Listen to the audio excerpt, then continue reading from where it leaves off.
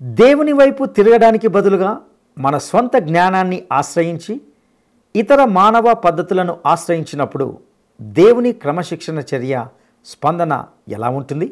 వాటిని పరిశీలిద్దాం.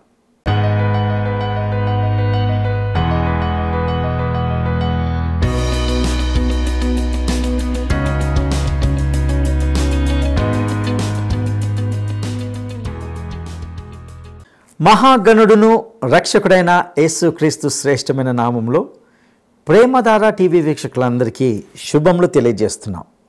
నేటి మన ధ్యాన భాగంగా 2వ దినవృత్తాంతముల గ్రంథము 28, 29 అధ్యాయాలను ధ్యానించుకోబోతున్నాం. 28వ అధ్యాయంలో ఆహాజు యొక్క పరిపాలనను గమనిస్తాం. అతడు దావీదు వలె యెహోవా దృష్టికి యథార్థంగా ప్రవర్తించకపోవడం చేత దేవుడు అతన్ని సిరియా రాజు చేతికి అప్పగించినట్లుగా చూస్తాం. సిరియన్లు అతన్ని ఓడించి అతని జనులలో చాలామందిని చెరపట్టుకుని దమస్కునకు తీసుకుపోయినట్లుగా గమనిస్తాం. అదేవిధంగా మరొక వైపు ఇశ్రాయేలు వారు తమ సహోదరులైన యూదా వారిలో నుండి స్త్రీలనేమి, కుమారులనేమి, కుమార్తెలనేమి వారిలో చాలామందిని చెర తీసుకుని పోయి దేవుని ఉగ్రతకు గురి అయినట్లుగా చూస్తాం. ఆపత్కాలమందు ఆహాజు యెహోవా దృష్టికి మరీ అధికంగా అతిక్రమములు జరిగించాడు. సిరియా రాజుల దేవతలు తనకు సహాయపడతాయేమోని ఆశించి నష్టానికి గురయ్యాడు. ఇక 29వ అధ్యాయంలో ఆహాజు తర్వాత అతని కుమారుడైన హిజ్కియా అతనికి బదులుగా రాజు అయినట్లుగా చూస్తాం. అతడు తన పరిపాలనలో దావీదు చర్య అంతటి ప్రకారము యెహోవా దృష్టికి యథార్థంగా ప్రవర్తించినట్లుగా చూస్తాం. అతడు యెహోవా మందిరం మీద దృష్టి నిలిపి బాగు చేసినట్టుగా గమనిస్తాం. యూదాలో హిజ్కియా యొక్క మంచి పాలనను గురించి మరియు అతని యొక్క ప్రాయశ్చిత్త త్యాగాలను గురించి అనేక విషయాలను నేటి ఈ పాఠంలో మనము తెలుసుకుందామా? ప్రియ సోదరి సోదరులారా, ఈ రోజున మనం 2 దినవృత్తాంతములు 28, 29 అధ్యాయాలు వినబోతున్నాము. యోతాము తరువాత వచ్చిన రాజు చెడ్డవాడు, పేరు అహాజు. అదే సమయంలో ఉత్తర రాజ్యమేలే ఇశ్రాయేలు రాజు చెరగొనిపోబడ్డాడు. ఈ రాజు చేసిన పాపాల వల్ల యూదా జాతికి ఎంతో అపఖ్యాతి, దేవునికి ఎంతో విచారం. రాజ్యానికి వచ్చినప్పుడు అహాజు రాజుకు 20 సంవత్సరాలు, 16 ఏండ్లు యెరూషలేములో పరిపాలించాడు. ఇతడు తన పితరుడైన దావీదులాగా దేవుని దృష్టికి యథార్థముగా ప్రవర్తించినవాడు కాడు. ఇశ్రాయేలు రాజుల మార్గమందు నడిచాడు. బయలుదేవతా రూపములుగా పోత విగ్రహాలను చేయించాడు. బెన్ హిన్నోము లోయయందు ధూపం వేసి ఇశ్రాయేలు ఎదుట నుండి దేవుడు బహిష్కరించిన జనముల హేయక్రియల చొప్పున తన కుమారులను కూడా అగ్నిలో దహించాడు. ఇశ్రాయేలు రాజులు అంటే చెడుతనానికి పెట్టింది పేరు. అహాజు వారి మార్గాన్ని అనుసరించాడు. దావీదు లాంటివాడు కాడు. మంచి రాజులకు దావీదే గీటురాయి. అహాజు రాజును బట్టి యూదా రాజ్యమంతా పూర్తిగా భ్రష్టుపట్టిపోయింది. ఉత్తర రాజ్యాన్ని అష్షూరు వారు చెరగొనిపోతారు. వారి మార్గాన నడిచినందుకు దక్షిణ రాజ్యాన్ని బబులోను వారు చెరగొనిపోతారు. అయినా ఈ అహాజు రాజు మరీ ఇంత పాడైపోయాడేమిటి? తన కన్న బిడ్డలను లోహ విగ్రహానికి దహన బలి చేస్తాడా? లోహ విగ్రహాన్ని బాగా వేడిచేసి ఆ విగ్రహ హస్తాలలో బిడ్డలను ఉంచుతారు.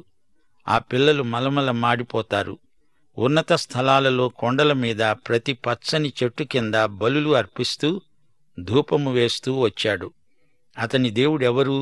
యెహోవా. దేవుడతణ్ణి సిరియా రాజు చేతికి అప్పగించాడు. సిరియనులు అతణ్ణి ఓడించి అతని ప్రజలలో చాలామందిని చెరపట్టి దమస్కుకు తీసుకుపోయారు. ఇంకేముంది? అహాజు రాజు పూర్తిగా విగ్రహారాధనలో మునిగిపోయాడు. అహాజు ఇశ్రాయేలు రాజు చేతికి అప్పగించబడ్డాడు. ఆ రాజు ఇతణ్ణి లెస్సగా ఓడించాడు. దేవుని క్రమశిక్షణ చర్య విచిత్రమైనది. తన ప్రజలను అన్యుల చేతికి అప్పగించి వారి చేత వీరికి బుద్ధి చెప్పిస్తాడు. ఉత్తర రాజ్యం సిరియా కలిసి యూదాను పట్టుకున్నారు. అనేక మంది యూదావారు ఇశ్రాయేలుకు యుద్ధ ఖైదీలై బందీలైపోయారు. పెకహు అనే వ్యక్తి ఒకే రోజున పరాక్రమశాలులైన యూదావారిని 1,20,000 మందిని హతం చేశాడు.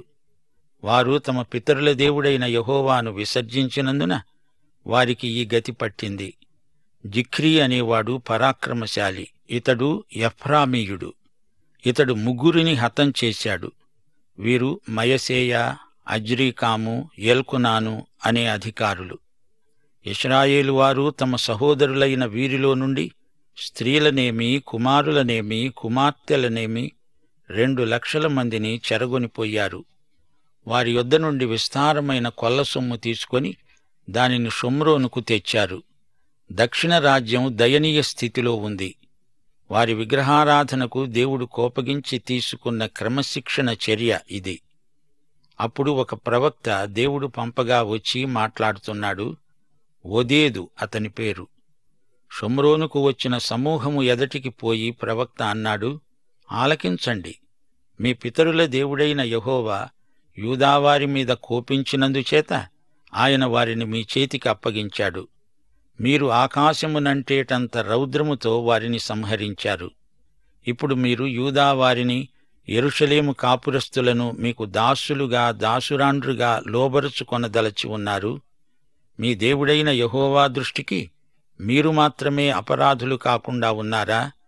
యెహోవా మహోగ్రత మీ మీద రేగి ఉన్నది.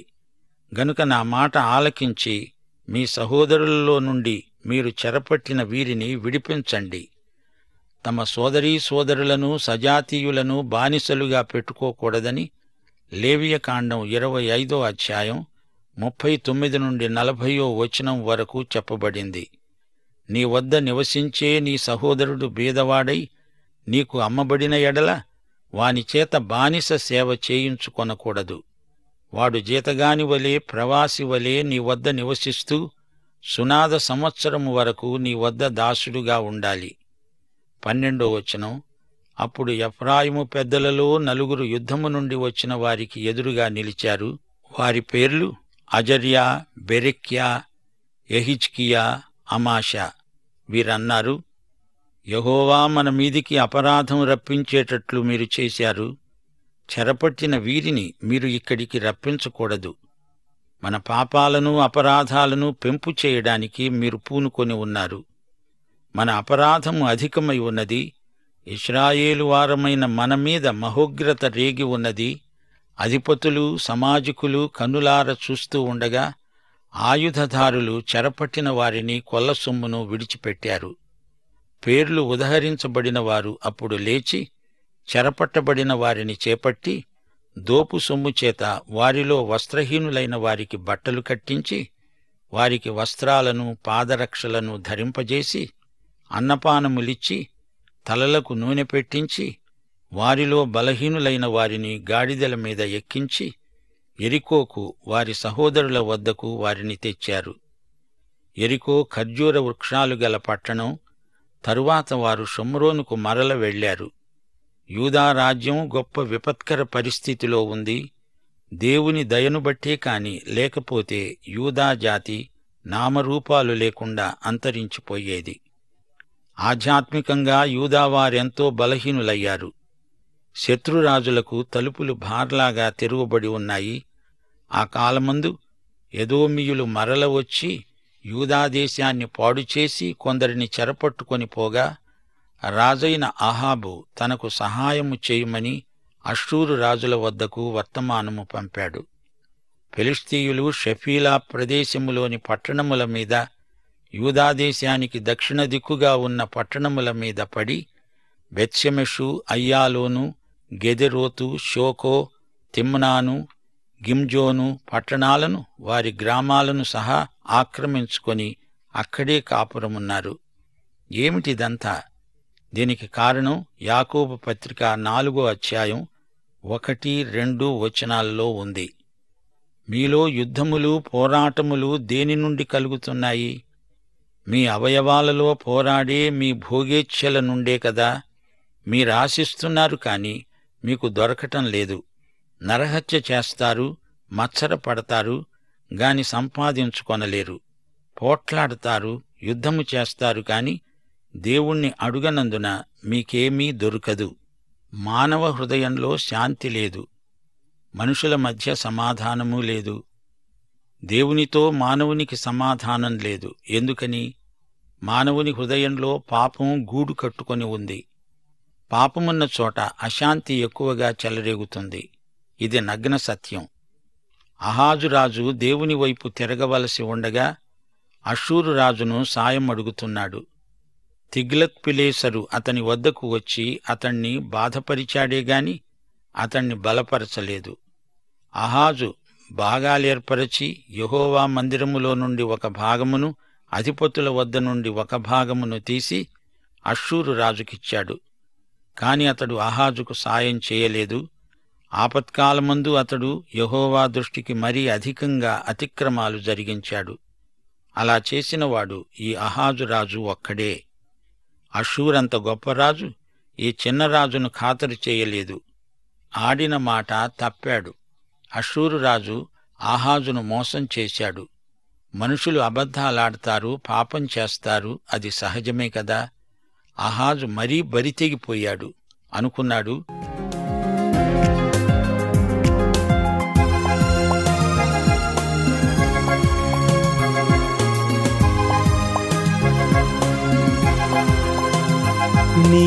నీవుండగా నాకేమి కొదువా నా యేసువా.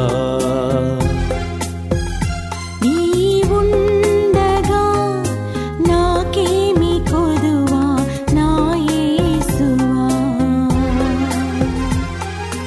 నీవే నా జీవం, నీవే నా సర్వం.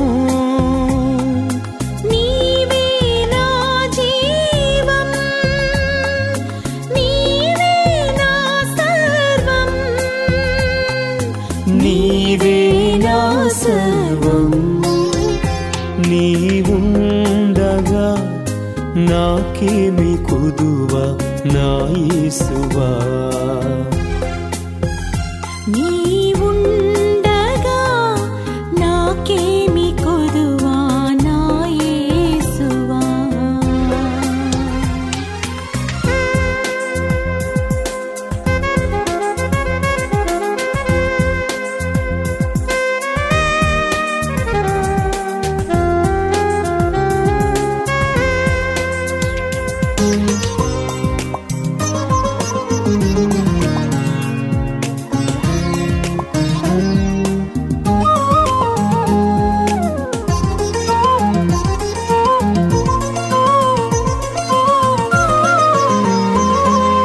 కష్టములలో, బాధలలో, శోధనలో, వేదనలో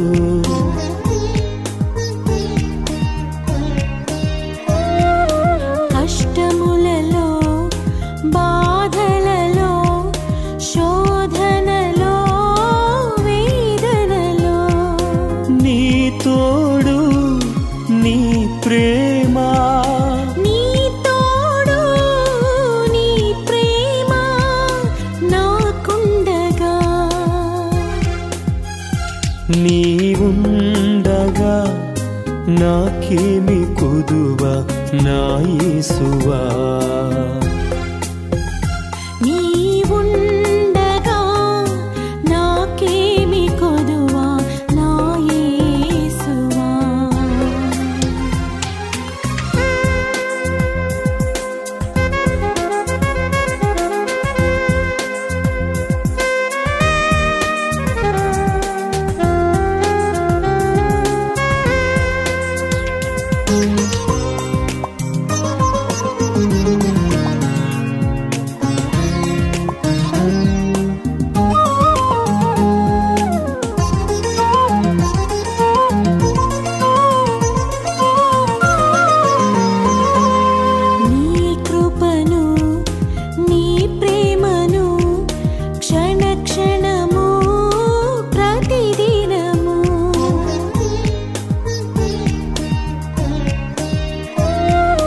నీ కృపను, నీ ప్రేమను క్షణ క్షణము ప్రతిదినము నాపై ఉంచి కాయుమయా.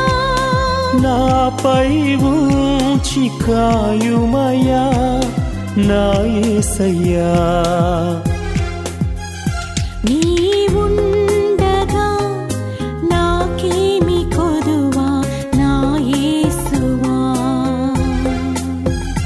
నీవుండగా నాకేమి కొదువా నా యేసువా. నీవే నా జీవం, నీవే నా సర్వం. నీవే నా జీవం, నీవే నా సర్వం, నీవే నా సర్వం. నీవుండగా నాకేమి కొదువా నా యేసువా. నీవుండగా నాకేమి కొదువా నా యేసువా. సిరియా రాజుల దేవతలు వారికి సహాయం చేస్తున్నవి గనుక వాటి సహాయం నాకు కలిగేటట్లు నేను వాటికి బలులర్పిస్తాను. నన్ను ఓడించిన దమస్కు వారి దేవతలకు బలులిస్తాను.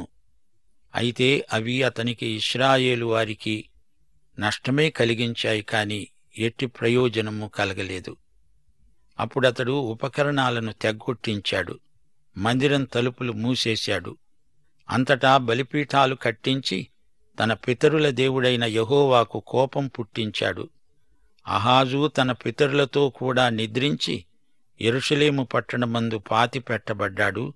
ఇశ్రాయేలు రాజుల సమాధుల యొద్దకు అతడు తేబడలేదు. దీనితో అహజ్యా దుష్ట పరిపాలన అంతమైపోయింది. తరువాత హిజ్కియా రాజ్యానికి వచ్చాడు. యూదాజాతికి గొప్ప ఉజ్జీవం వచ్చిన రోజులవి. హిజ్కియా దేవుని మనిషి. జాతి యావత్తూ నీరసించిపోయినప్పుడు, అహాజు మూలంగా రాజ్యం అధోగతికి దిగజారినప్పుడు దేవుడు హిజ్కియాను లేపాడు. 2 దినవృత్తాంతములు 29వ అధ్యాయం 1వ వచనం. హిజ్కియా ఏలనారంభించినప్పుడు 25 ఏండ్లవాడై 29 సంవత్సరాలు యెరూషలేములో ఏలాడు. అతని తల్లి పేరు అబీయా. ఈమె జకర్యా కుమార్తె. తల్లి తాత భక్తిగలవారు గాని ఇతని తండ్రి అహాజు చెడ్డవాడు. అందుకే అతని పేరు ఇక్కడ చెప్పబడలేదు. అతడు తన పితరుడైన దావీదు చర్య అంతటి ప్రకారం యెహోవా దృష్టికి యథార్థంగా ప్రవర్తించాడు. 2 రాజులు 18వ అధ్యాయం 4 నుండి 7 వరకు ఈ రాజు చేసిన సత్కార్యాలు పేర్కొనబడ్డాయి. హిజ్కియా విగ్రహాలను తొలగించాడు. మోషే అరణ్యంలో ఎత్తిన ఇత్తడి స్తంభానికి ధూపం వేస్తుంటే దాన్ని తొలగించాడు. ధర్మశాస్త్రానికి అనుగుణంగా ప్రవర్తించాడు. దేవుడు అతనితో ఉన్నాడు. అతనికి ఎంతో అభివృద్ధి కలిగింది. హిజ్కియా లాంటి రాజు అంతవరకు ఎవరూ లేరు. ఆ తరువాత కూడా ఎవరూ రాలేదు. 2 దినవృత్తాంతముల్లో హిజ్కియా సంగతి ఎక్కువ వివరాలతో చెప్పబడింది. యెషయా గ్రంథంలో కూడా హిజ్కియా వృత్తాంతం ఎక్కువగా ప్రస్తావించబడింది. మోషే కాలం నాటి ఇత్తడి స్తంభాన్ని నెహుష్టాను అని పిలిచారు. చరిత్రలోని సంకేతాలను ఈ విధంగా విగ్రహాలుగా మార్చడం దేవుని ఉగ్రతకు కారణమవుతుంది. అందుకే హిజ్కియా అలాంటి వాటిని వెంటనే తొలగించి దేవుణ్ణి మహిమపరిచాడు. వస్తువులలో ఏ శక్తి లేదు. వస్తువులను వాడుకుంటాము గనుక అవి మనకు లోకువ. మనం దేవుణ్ణే ఆరాధించాలి. హిజ్కియా తన ఏలుబడియందు 1వ సంవత్సరం 1వ నెల యెహోవా మందిరపు తలుపులను తెరచి వాటిని బాగుచేసి యాజకులను లేవీయులను పిలువనంపి తూర్పుగా ఉన్న రాజవీధిలో వారిని సమకూర్చి ఆజ్ఞాపిస్తూ అన్నాడు, లేవీయులారా, నా మాట ఆలకించండి.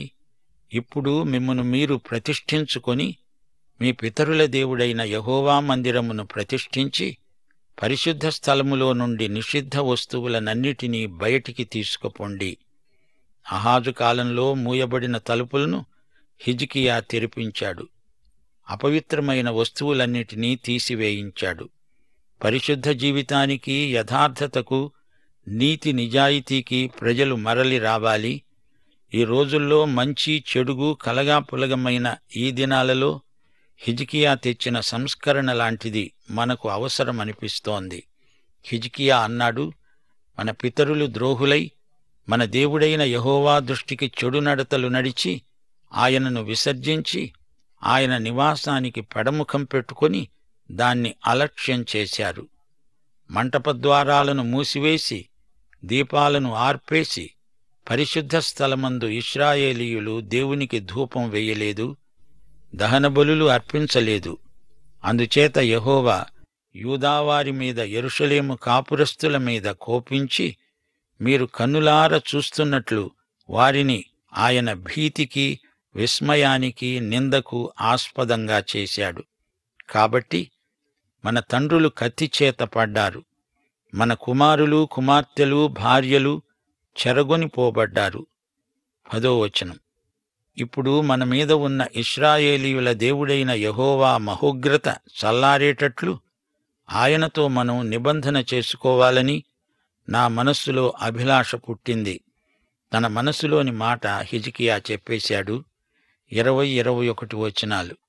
అప్పుడు రాజైన హిజ్కియా పెందలకడనే లేచి పట్టణపు అధికారులను సమకూర్చుకొని యెహోవా మందిరానికి వెళ్ళాడు. రాజ్యం కోసం, పరిశుద్ధ స్థలం కోసం, యూదావారి కోసం పాప పరిహారార్థ బలి అర్పించడానికి 7 కోడెలను, 7 పొట్టేళ్లను, 7 గొర్రెపిల్లలను, 7 మేకపోతులను వారు తెచ్చి ఉంచారు. గనుక యెహోవా బలిపీఠము మీద వాటిని అర్పించండి అని అహరోను సంతతి వారైన యాజకులకు ఆజ్ఞాపించాడు. హిజ్కియా మంచి మాదిరి చూపుతున్నాడు. బహిరంగంగా దేవుని పక్షాన నిలిచాడు. ఈ రోజున క్రైస్తవ నాయకులు ధైర్యంగా బహిరంగంగా దేవుని పక్షాన నిలవాలి. మనం పనిచేసే చోట్ల, సాంఘిక సామాజిక వేదికలపై ఎలుగెత్తి చాటాలి. యాజకులు వచ్చి ప్రజలందరి పక్షాన దహన బలులు, పాప పరిహార బలులు అర్పించారు. సంగీతం కూడా ఉజ్జీవకరమై మోగింది.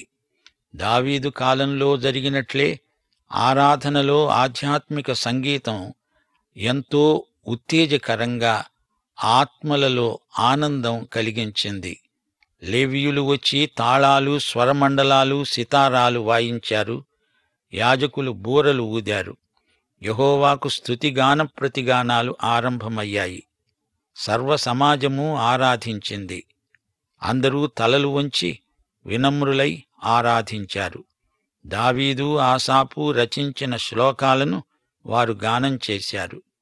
అందరూ కృతజ్ఞతార్పణలు తెచ్చారు.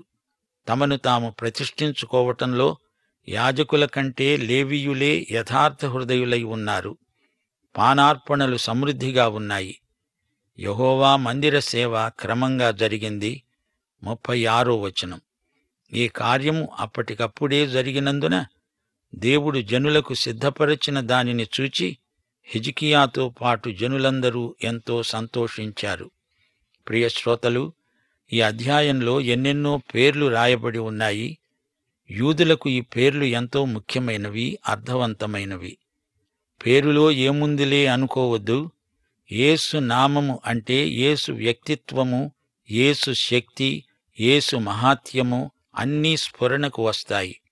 అలాగే యూదులకు ఈ పేర్ల వల్ల గత చరిత్రకు ఆధారమైన రుజువులు దొరుకుతాయి. పరిశోధకులకు పేర్లు, ఊర్లు ఎంతో అవసరం. మహతు, యోవేలు, కీషు, యోవాహు, ఏదేను, షిమ్రి, యెహీయేలు, మత్తన్యా, షమయ, ఉజ్జీయేలు. ఈ పేర్లు ఎంత మధురంగా ధ్వనిస్తున్నాయో.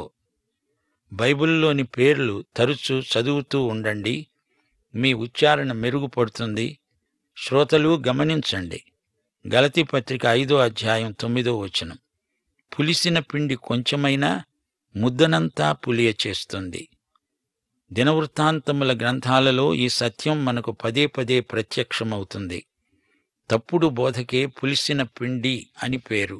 గలతీ సంఘస్థులు ఈ పులిసిన పిండిని తొలగించకపోతే సంఘమంతా చెడిపోతుంది అని పౌలు ప్రబోధించాడు. సత్యం అంతరిస్తుంది. యేసుక్రీస్తు కేంద్రమందు ఉండకపోతే అంతా కలవరమే. యేసు కేంద్రాకర్షణ కాని పక్షంలో మతాచారాలు, పండగలు, భక్తుల జయంతులు, వర్ధంతులు, వీటితోనే కార్యక్రమమంతా నిండిపోతుంది. చివరికి ఏవో సత్కార్యాలు చేస్తున్నామంటూ యేసు ప్రభువును మూలకు నెట్టివేస్తారు. మన స్వంత నీతితో దేవుణ్ణి ఎన్నడూ సమీపించలేము. కొలసీ పత్రిక 2వ అధ్యాయం 8వ వచనంతో ఈ పాఠం ముగిస్తాము. యేసును అనుసరింపక మనుష్యుల పారంపర్యాచారమును అనగా ఈ లోక సంబంధమైన మూలపాఠములను అనుసరించి మోసకరమైన నిరర్ధక తత్వజ్ఞానము చేత మిమ్మును చెరపట్టుకుని పోయేవాడు ఎవడైనా ఉంటాడేమో, జాగ్రత్త.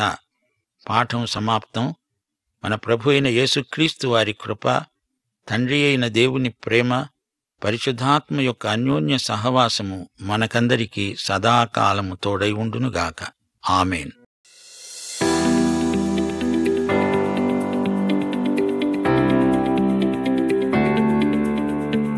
తన బిడ్డలను లోహ విగ్రహాలకు బలి ఇచ్చిన రాజు ఎవరు? తన బిడ్డలను లోహ విగ్రహాలకు బలి ఇచ్చిన రాజు ఎవరు? 1 ఆహాబు, 2 ఆహాజు, 3 యోతాము. ఈ ప్రశ్నకు సరైన జవాబును ఈ వాట్సాప్ నంబర్కు పంపండి. మా వాట్సాప్ నంబర్ 9339952570. ప్రియులారా, మనం ఇంతవరకు 2వ దినవృత్తాంతముల గ్రంథము 28, 29 అధ్యాయాలను ధ్యానించుకున్నాం. ఆహాజు యొక్క దుష్ట పరిపాలనను గమనిస్తూ వచ్చాం. దేవుని క్రమశిక్షణ చర్య చాలా విచిత్రంగా ఉంటుంది. తన ప్రజలు త్రోవ తప్పినప్పుడు ఆయన వారిని అన్యులకు అప్పగించి వారి చేత వీరికి బుద్ధి చెప్పిస్తాడు. యూదా జాతి యొక్క పాపాన్ని బట్టి గొప్ప విపత్కర పరిస్థితిలోనికి వెళ్ళింది. ఆధ్యాత్మికంగా ఎంతో బలహీనలయ్యారు. అయితే దేవుని కృప లేకపోతే ఎప్పుడో నశించిపోయేది. మానవుని హృదయంలో పాపము గూడు కట్టుకున్నందున వారు దేవునితో సమాధానం లేకుండా ఉన్నారు. వారి హృదయంలో కూడా సమాధానము, శాంతి లేకుండింది. ఆహాజు రాజు దేవుని వైపు తిరగడానికి బదులుగా అన్యరాజు సహాయాన్ని అడుగుతూ వచ్చాడు. ఇది ఆధ్యాత్మికంగా ఎంతో ఘోరమైన పరిస్థితి. అతని కుమారుడైన హిజ్కియా దావీదు చర్య ఎంతటి ప్రకారము యెహోవా దృష్టికి యథార్థంగా ప్రవర్తించినట్లుగా చూశాం. ఇతని పాలనలో గొప్ప ఉజ్జీవం వచ్చినట్లుగా గమనించగలం. హిజ్కియా దేవుని మనిషిగా దేవుని కొరకు దేవుని పక్షంగా పనిచేశాడు. దేశంలో దేవునికి ప్రతికూలంగా ఉన్న వాటిని తొలగించి దేవుని మహిమపరిచాడు. వస్తువులను మనము వాడుకోవాలి తప్ప వాటిని మనము ఆరాధించకూడదు. సజీవుడైన దేవుని మాత్రమే మనము ఆరాధించాలి. హిజ్కియా మందిరంలో ఉన్నటువంటి అపవిత్రమైన వస్తువులన్నింటినీ తీయించి ప్రజలను పరిశుద్ధ జీవితం వైపు నడిపించినట్లుగా చూస్తాం. హిజ్కియా ఆధ్యాత్మికంగా మనకు మంచి మాదిరిని అందిస్తున్నాడు. బహిరంగంగా దేవుని పక్షంగా నిలిచాడు. హిజ్కియా దేవుని మందిరం మీద దృష్టి నిలిపి బాగు చేసిన విధానము, అతని మంచి పాలన మరియు అతని ప్రాయశ్చిత్త త్యాగము మనము మన జీవితాలకు అన్వయించుకొని జీవించడానికి ప్రభు మనకు సహాయం చేయనుగాక. దైవాశీస్సులు.